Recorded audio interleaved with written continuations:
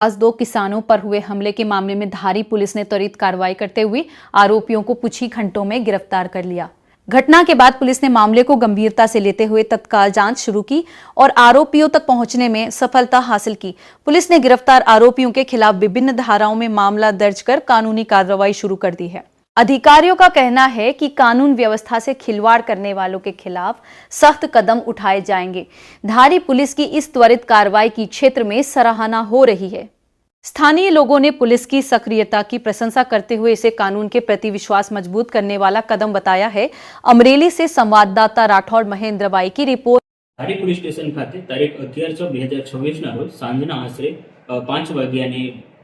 5 વાગે ધારીના વિકરપરામાં ફરિયાદી અરવિંદભાઈ સમજુભાઈ ભુવાની વાડીમાં જે 5 આરોપીઓ છે, જેમના નામ છે સાગરભાઈ બટુકભાઈ સરવૈયા, વિશાલભાઈ હરેશભાઈ ડાભી,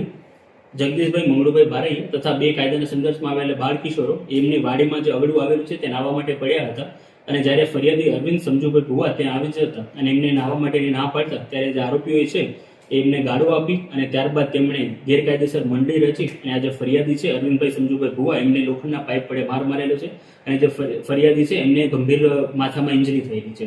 ઘટનાની જાણ થતાં ધારી પોલીસ સ્ટેશન ખાતે ભારતીય ન્યાય સંહિતાની કલમ 109 એટલે કે અટેમ્પ્ટ ટુ મર્ડર હેઠળ ગુનો નોંધવામાં આવેલો હતો અને તાત્કાલિક જેટલા પણ આરોપીઓ છે એમની ધરપકડ કરવામાં આવેલી હતી। આ સાથે સાથે આ જેટલા પણ આરોપીઓ છે એમને જે અસામાજિક તત્વો છે એનામાં એમના દ્વારા કોઈ પણ જગ્યાએ ઇલીગલ કન્સ્ટ્રક્શન કરવામાં આવેલું હોય અથવા એમના દ્વારા ગેરકાયદેસર વીજ જોડાણ આવેલું હોય અથવા કોઈ પણ બીજી પ્રવૃત્તિ થઈ રહી હોય એની પણ બધી એંગલથી તપાસ કરવામાં આવી રહી છે અને સાથે સાથે એમને અરેસ્ટ થઈ ગયેલા છે એના છૂટે આના પશ્ચાત એમના સામે પાસા અને તડીપાર એવી કાર્યવાહી કરવા માટેની પણ નોંધ રાખવામાં આવેલી છે।